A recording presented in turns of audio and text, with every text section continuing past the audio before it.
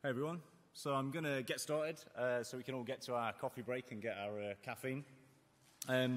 So good afternoon, I'm Scott, I'm a freelance Android developer and I'm very happy to be back in Italy. It was about 10 years ago, almost to the day that I was in Rome and proposed to my wife, and then a year later we were married and honeymoon in Lake Como. So Italy has a very special place in my heart, and it's great to be back.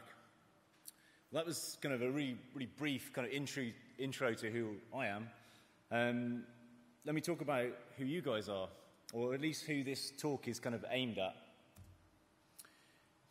It's really kind of aimed at Android developers who are kind of busy. You're writing your apps, you're doing your requirements, you're trying to decide whether to use RX, Java, whether to use Dagger. All these things are going on, and all this stuff goes into an Android app. And security is one of those things that isn't often sort of high on the priority list. So this talk is really to give you kind of like a concise overview of all the new security things that came in Android N, and what you can use in your apps today. So just a quick kind of at a glance, we'll cover kind of the three main sort of areas of Android N: direct boot, some new stuff with the Keystore, secure networking, and secure definitely is a word. I'm English, I can make it up. Then I thought I'd cover a load of miscellaneous stuff that's changed if you're targeting N and above.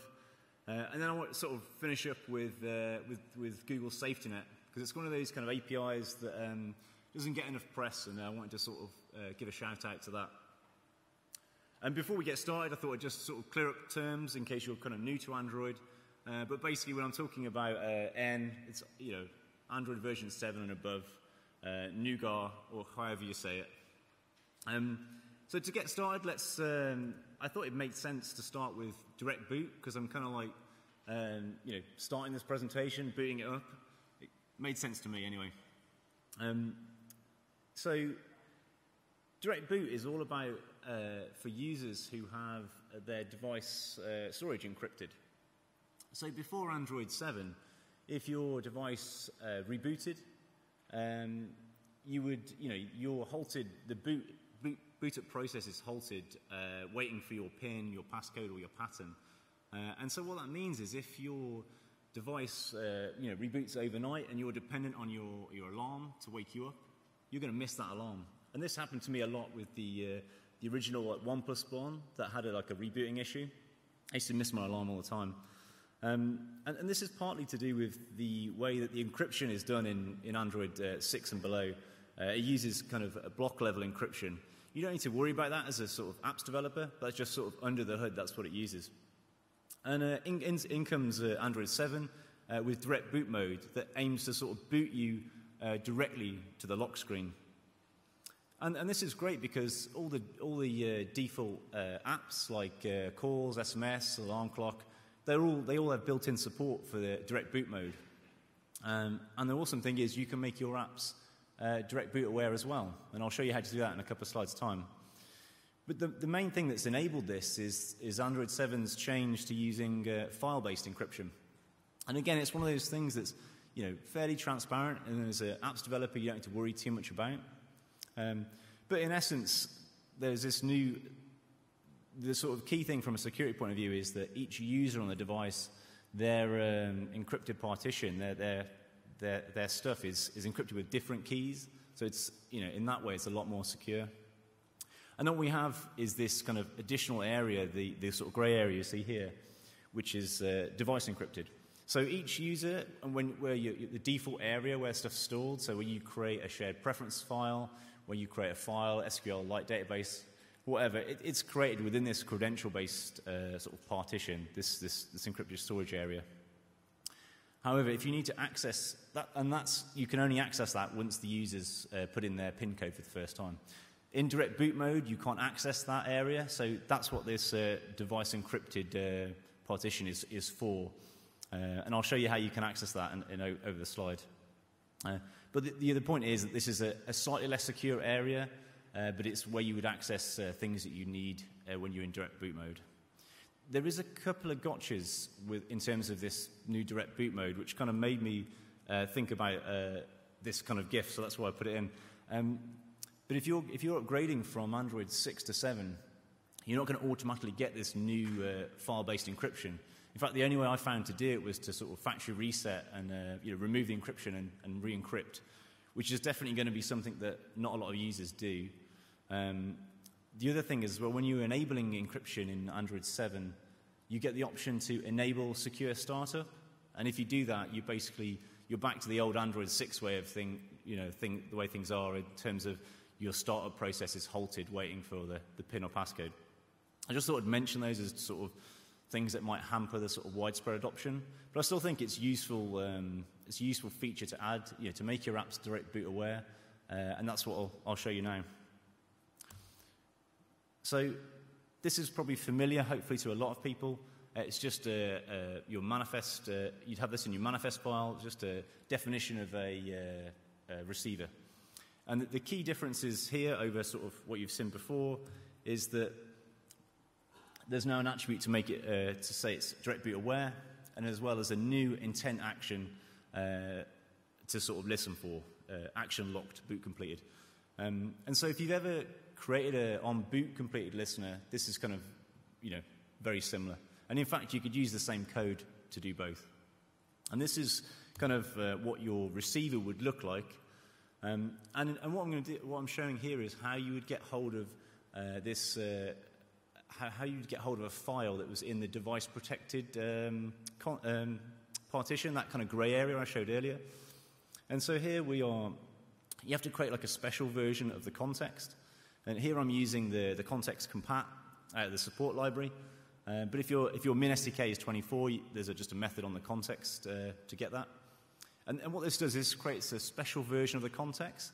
And then any files that you create or access with that context is then either stored or accessed from that device protected storage.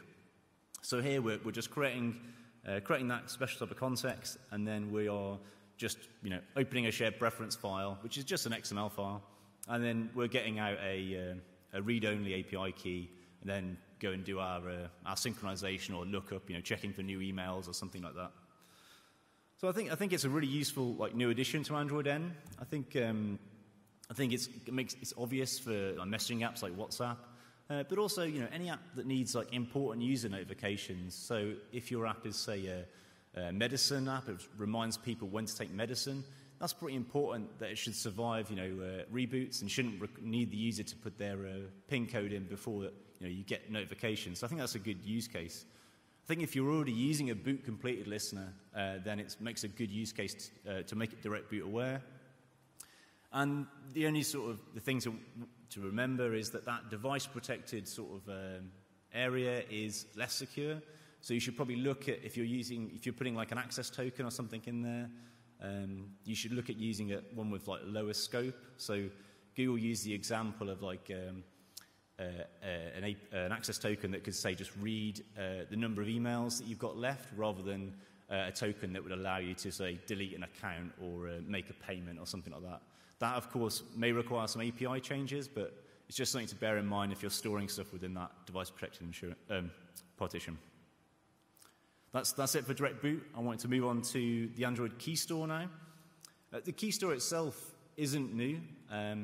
It's been around since Android 4.3, where I found this lovely background. But it's one of those APIs that doesn't really get a massive amount of use. But you might be thinking, some of you are new to the Keystore.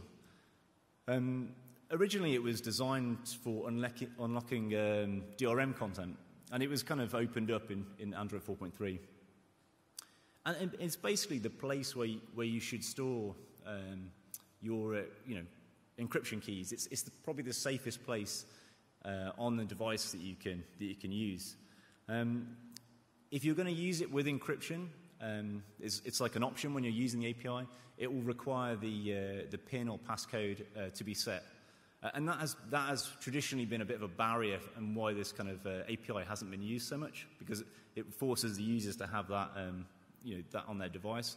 I think now as Android 6 brought official support for fingerprint reader, that's kind of, a lot more people have device locks on their devices. And since Android 4.4, we've had support for a hardware-based Keystore. And what that means is that the key material is stored within like a separate secure element, a trusted execution zone.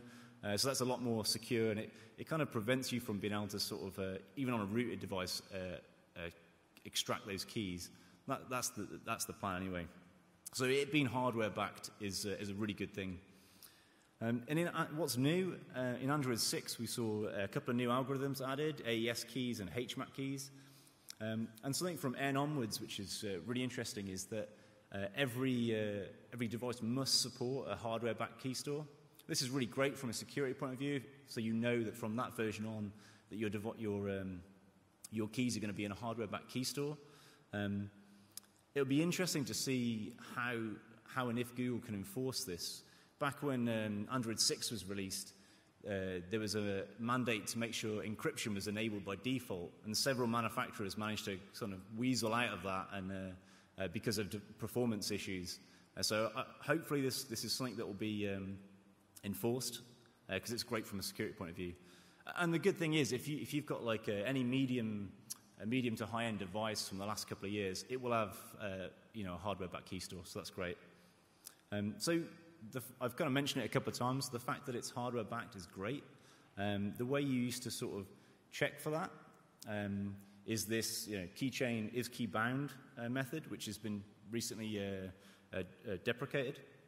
And part of the reason for that was that some manufacturers have been known to lie about the result of this, which is not great from a security point of view. There's an alternate way of doing that, which I won't go through now. But really, the key thing is, the key new thing in Android 7 is this thing called key attestation. And if you're not familiar with the term attestation, it's just a way of like confirming something's true. And here we're basically, this allows us to confirm that our keys are actually genuinely stored, or they were created and stored within a hardware-backed Keystore. So this is great, and the idea is that this is just for end devices. This is partly because, so this is like new hardware, because the special key, like signed by Google, effectively has to be baked into the firmware. So it's not something we're going to see on upgrades, but new devices like the Pixel, and any new device with N should support this. And just at kind of a high level, the code would look something like this. There's a new method on the Keystore to check the certificate chain. And if you've used the Keystore, basically when you put stuff into it, you give it an alias. It's just similar with shared preferences. It's just a string identifier to put stuff in and get stuff out. You get the certificate chain, which is very similar to an SSL certificate chain. You send that to your server. Your server runs through the validation of those. They're just simple certificates, so it's very simple to verify. And then at least your server knows if if the app can be trusted effectively. That's how it kind of works. Because you can't do this validation on the client, because there's always ways that attackers could get around client-based verification.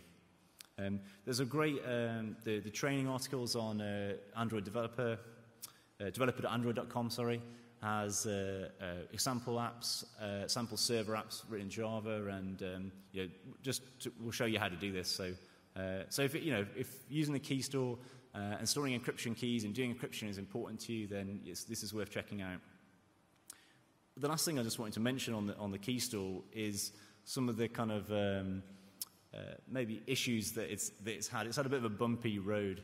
There's a really great article written by my friend Dorian called The Forgetful Keystore, and he discovered a few edge cases where basically if you change your lock type, say going from pattern to PIN or PIN to password, then sometimes he found on sort of versions of Android 4 and Android 5 that the key would become invalidated, and you'd have different sort of errors. Sometimes you'd just get null back, sometimes you'd get a legal state exception. And there's a matrix on there of all the different behaviors and things. I've recently updated this with the new O preview, some tests on that, and I'm just in the middle of doing it for Android 7 as well, just to sort of backfill it. But the basic rule here is that if you need to code defensively, looking out for those exceptions. And you also need some sort of UX to get around the fact that if your key becomes invalidated, you can get back from that. So what I mean by that is like where I've tended to use the Keystore is like encrypting data that I've downloaded from an API. So it's like stored, cached on the device. But if that becomes corrupt, then ultimately I can just force log out and get them to relog in and resynchronize the data. That's not so much of a big deal for that. But if you had, say, an offline-only password app that maintained like a load of passwords for different stuff, and it's all encrypted with a key in the Keystore, if that becomes corrupt, then you're screwed really because there's no way back from that. So you have to think of this might happen if the user changes their, turns off the device lock or changes it over. Yeah, that's the last thing. So it's a really useful API, but there's just some caveats, and it's well worth reading that article. So the sort of third main sort of thing I wanted to talk about with Android N is the one I'm sort of the most excited about.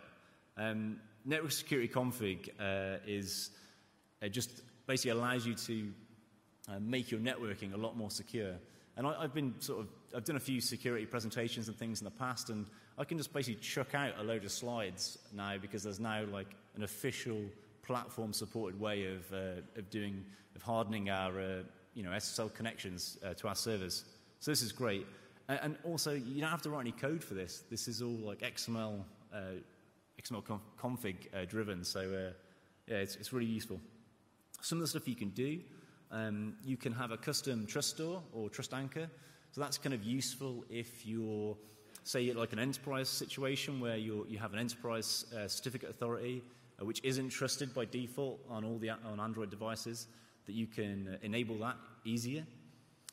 You can have a debug-only override for a particular certificate or certificate authority. That's really useful if you have a self-signed certificate in development on your development servers, and you use like a proper one, a valid one in live. It's a really safe way of enabling that for development only. You can block non-HTTPS traffic. That's quite useful if you're dealing with dynamic URLs from servers and you're loading those up and you want to sort of avoid cross-site scripting and stuff like that. And you can also limit the certificates in the chain that you trust. And that's basically SSL pinning. And I'll show you a couple of examples of how to do this. It's quite straightforward. And you might be thinking, well, that's all great, but why are you so excited about it? Because probably no one in the room is in this glorious position of being able to say min SDK 24. But I'm so excited about it because someone has backported network security config. A guy called Mark Murphy, who you may be familiar with, he's got a very popular book, and he's a sort of huge contributor to open source. He's released Quack Net Security. And so that backports the configuration for the network security config all the way back to Android 4.2. So if you're using that, you can use this in your apps today. And the only sort of the sort of big difference between using the net security library over the network security config is that on the lower versions of Android, you have to sort of manually apply this to your HTTP objects, so your OK HTTP client or your URL connection object, whereas in Android 7 and above, it's kind of auto-magically applied. But that's just something to bear in mind. If you're using this, you have to manually apply it. And it's just like a one-liner, but you need to basically take your HTTP client object and apply the new custom trust managers to that. So let's have a look at a couple of examples. So this is a common scenario. If you're using a self-signed certificate in development and you want to enable that without going to Stack Overflow and seeing the most popular answer, which is to enable a trust everything trust manager, which is horrible for security. But it's still the top voted answer if you Google how to enable self-signed certificates. This is the sort of the proper supported way of doing it.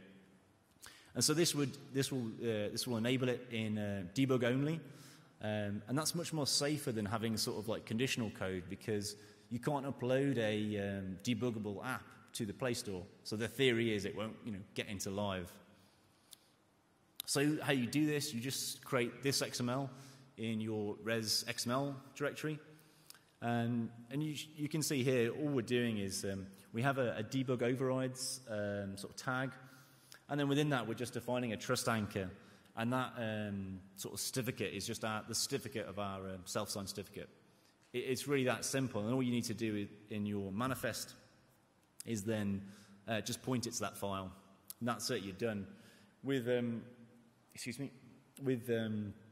the network security library, the backport, you have to sort of define this in a metadata tag as well. But yeah, it's that simple. So that's your self-signed certificates enabled for development only.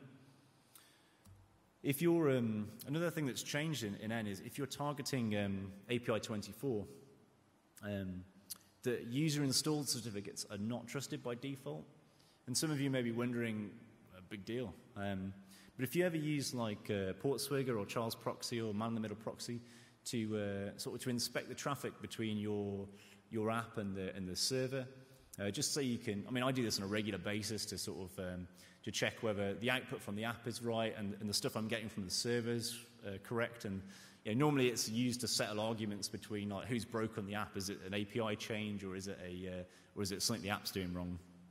But if you want to carry on doing this in Android 7, you'll need to re-enable the trust for user-installed certificates. So this is a good change from a platform security point of view and from a user security point of view. But from a developer point of view, we just need to enable this going forward. And it's really simple.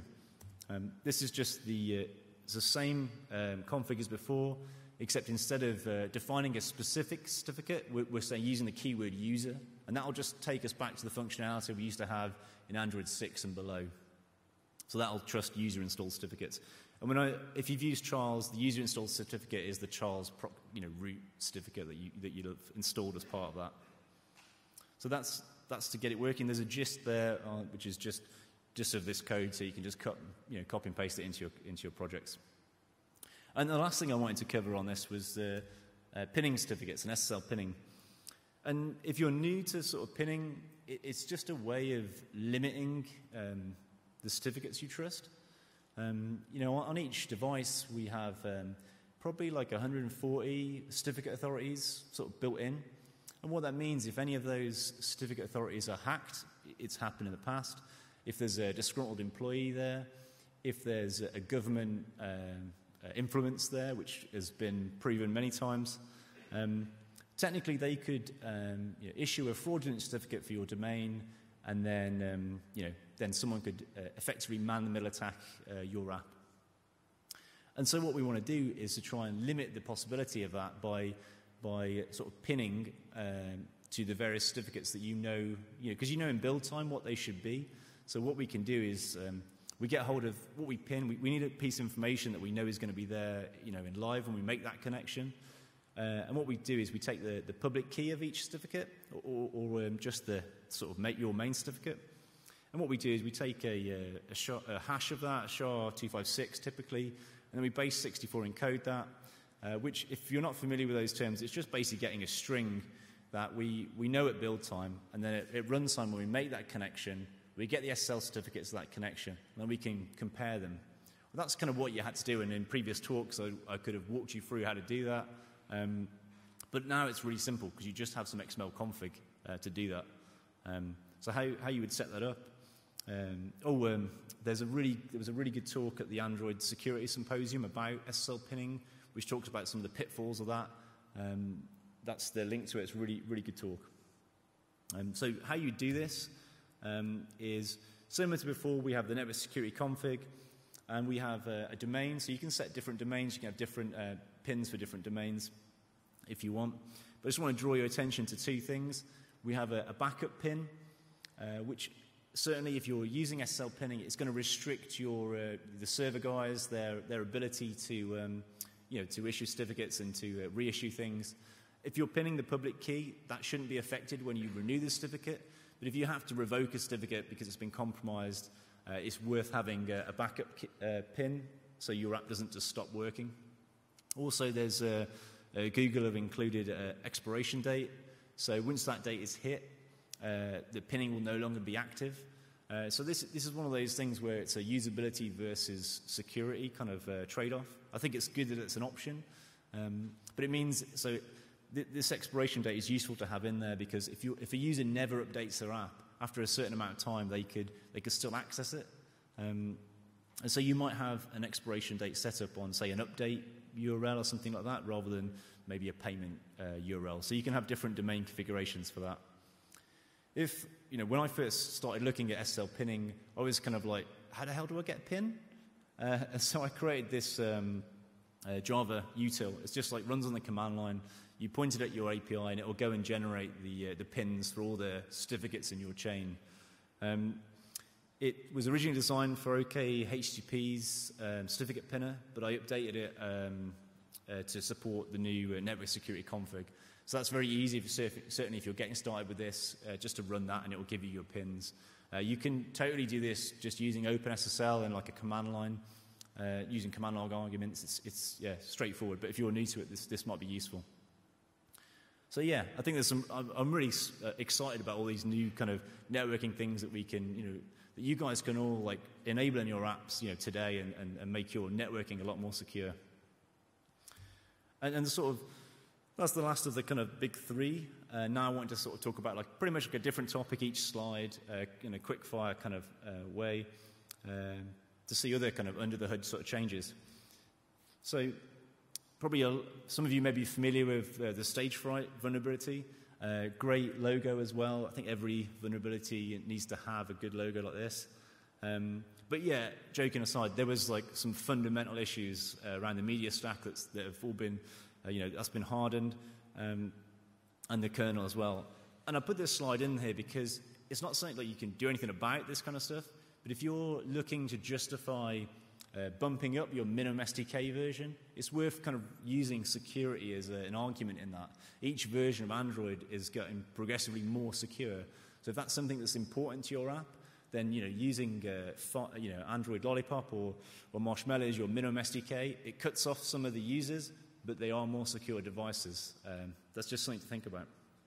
Talking about kind of updates, OTA updates have got more seamless and easier to apply.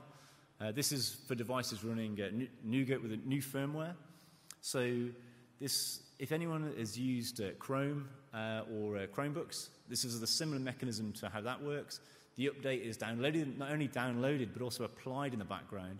And then how this works is it's like a mirror of the system partition. So the updates are applied to that. And when you reboot the device, the new update is ready to use. So you cut down a lot on upgrade time, and that whole, I'm sure we've all seen it, if you've got more than 100 apps installed, that whole like Android is upgrading as it goes through all your apps and compiles them. So this is a lot like slicker way of doing it. There's kind of a couple of caveats. One major one being this isn't like enforced by Google or enforced by Android, so it's down to OEMs to implement this. Hopefully we'll see them like follow suit, but it's not mandatory.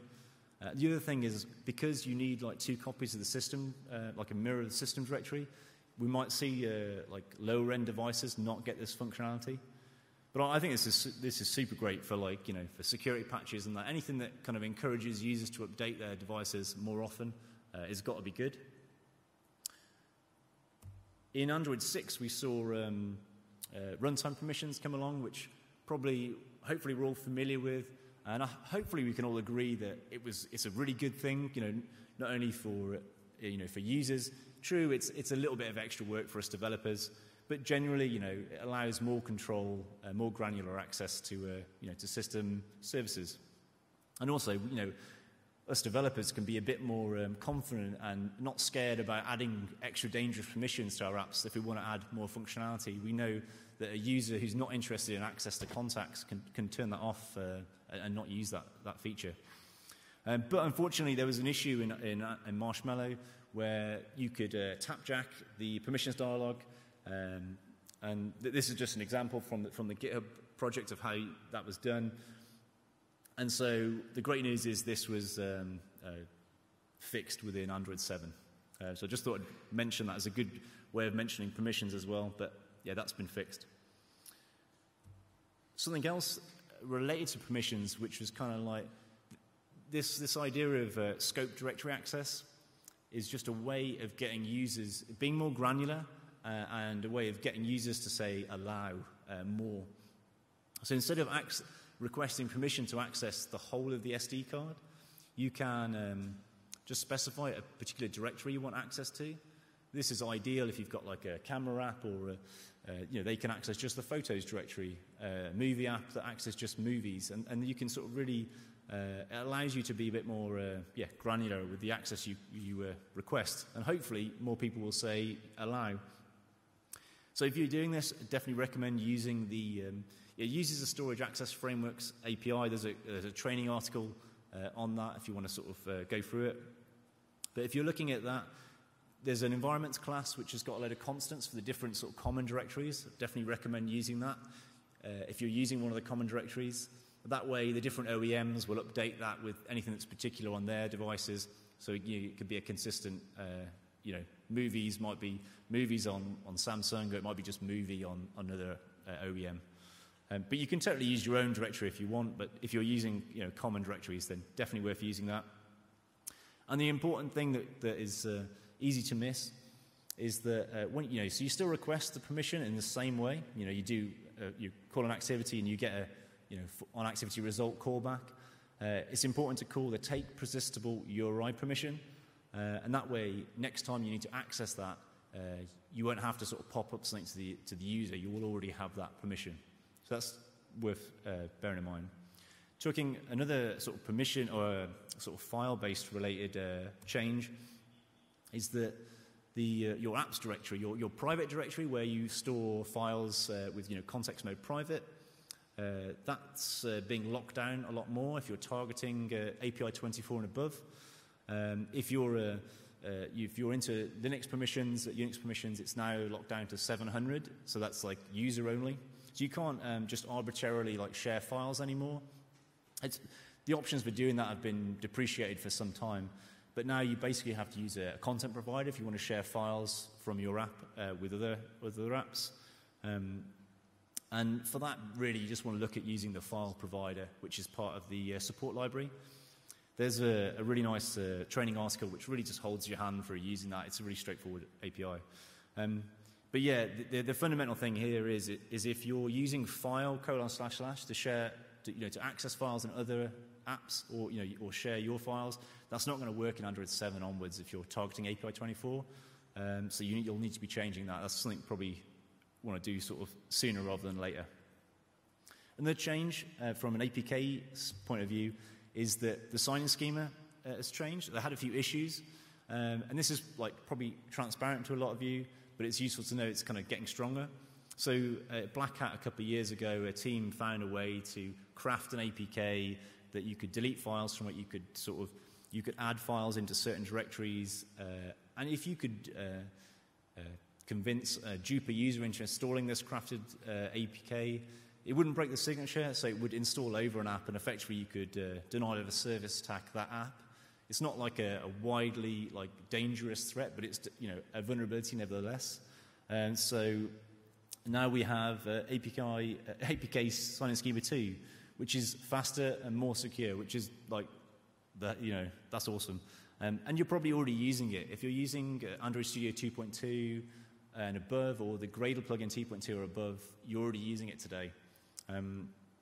So it's quite transparent. You're not required to use it yet, but I wonder how long it will be before the Play Store will reject if you're targeting the later API numbers, whether it will reject it in the future. Time will tell. But if you don't want it, if you want to disable it, you can do. It's just an option in signing configs.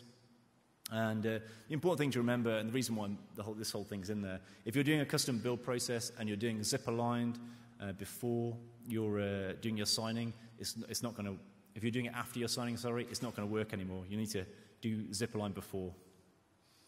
And the last of the sort of little changes I thought I'd mention this little small tab in the bottom, which I've missed for ages. If you're using third-party libraries and you want to see what permissions they're requesting and using, there's this Merge Manifest tab. If you just open up your manifest file, and I find that really useful to see what permissions different third-party libraries had accessed. I found that a wake lock permission had worked its way into my app somehow, and I used that to identify it. It was quite good, and that's useful to keeping tabs on like ad libraries and stuff and what permissions they're actually accessing. But yeah, it's one of those things which is just hidden there at the bottom, which is worth looking at. So the last sort of area I wanted to cover was the SafetyNet API.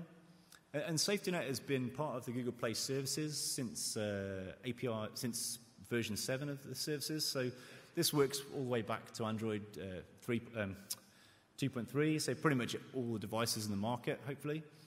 And really what this does, it came out with just this one API originally. And what my kind of take on what this kind of gave you as a developer, it allowed you to build up a picture of trust. How much can you trust the device that your app's running on? In general, like in security terms, you can't trust the client. That's probably like the number one thing.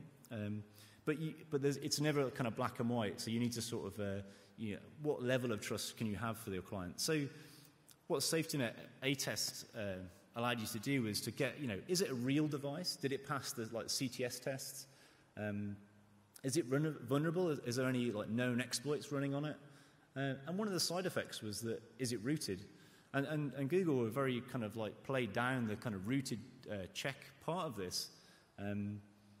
But nevertheless, that was one of the things it kind of showed. So it was a good way of sort of detecting root, even though it's not sold as a root checker sort of thing.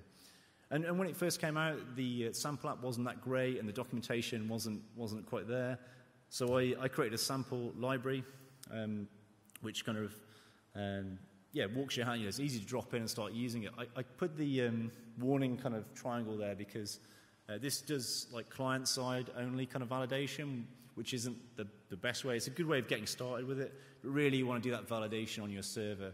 And as I say, when the API first came out, there wasn't any examples of this. Now there's some good code examples, and there's some good sort of third-party examples of how to implement this on your server. And in the same way to key attestation, as I mentioned a couple of slides ago, the idea is that you take the results you get back from the API and you validate them on your server, your secure server. And then there's no way for the app to know that it's 100% secure, but at least your server will know if it can trust that version of the app, and you may be able to flag someone's user installation as being potentially fraudulent, log them out, or just it's additional kind of fraud signals. And just to sort of who uses SafetyNet, Pokemon Go was one of the most popular apps to use it, and Android Pay uses that as part of their sort of protections. The other things in SafetyNet are a lookup URI, which basically does the safe browsing kind of lookup. So if your app is handling URLs, you could use this to check whether they are, have been associated with social engineering or potentially harmful apps. And potentially harmful apps is just what Google call, any kind of, that's how they categorize any kind of malware, data collectors, any kind of thing that's, potentially harmful. But, the caveat with this is it uses a safe browsing API key, which is limited to about 10,000 a day free calls, but it's worth sort of looking at if your app is sharing, URLs and things. Other things which are in there, which are kind of under the hood, the big caveat before I start this, these are not documented, so I guess they could go away. The previous slide, that was there for a little while before being documented, so I'm sure the documentation for this will come. But you can check whether verified apps is enabled on your device, on the device your app's installed on, sorry. Verified apps is a way that Google allow the device to check for whether APK is installed not from the Play Store. They do some signature matching to check whether they're known sort of malware or known exploits. So if you can run this on your if your app can run this check and say, if enabled apps, verified apps is disabled, then it just helps you build up a trust picture. That maybe means a device is less trustworthy. You can also check if there's any potentially harmful apps installed, and there's the reCatch integration as well. So that's kind of pretty much the end of the sort of mini bits. I think I've got time just to put this bonus slide that I added last minute. With the new Android O stuff, I thought this would be quite interesting. Just a quick fire through the main headlines of that. So one of the big ones is SSL3. V3 has finally been dropped. That's been sort of hated on for a long time. So that's great that that's out of the platform now. And actually, the HTTPS URL connection that's part of Android won't attempt to downgrade the TLS protocol version. So that's great from a man-in-the-middle attack. It's a common attack to sort of try and downgrade it. WebView is now in an isolated process. And you can enable that safe browsing that I just mentioned as part of SafetyNet. You can now have that built into a WebView in your app. So that's pretty cool. And also, WebView now supports that clear text, the only used HTTPS thing that I showed you in the network security config. So there's a couple of new. It's nice to see WebView is one of those things that has always been a bit of a dangerous thing to put in your app almost. But yeah, that's nice to see that getting isolated and getting stronger. There's been a bunch of changes to sort of the Android ID, so now that's per user per app, and also rather than being just like one for the whole device. And build serial now, that property, if you've used it before, is going away, and now it's a method call now. And to access that, you'll need to have the read phone state permission. So that's all like a privacy thing around sort of restricting apps access to that, and really so users know that you're accessing that kind of thing.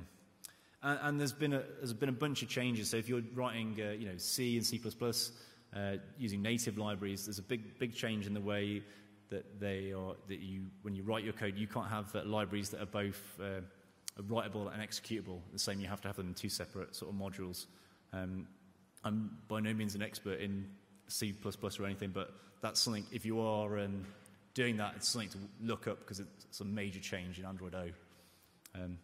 So yeah, that's it. To recap, talk about the three exciting features, for me anyway, of Android N: direct boot, the key attestation, and the secure networking. And then we talked about a bunch of the smaller changes, and then SafetyNet. So yeah, thanks for listening, everyone. Thanks for coming.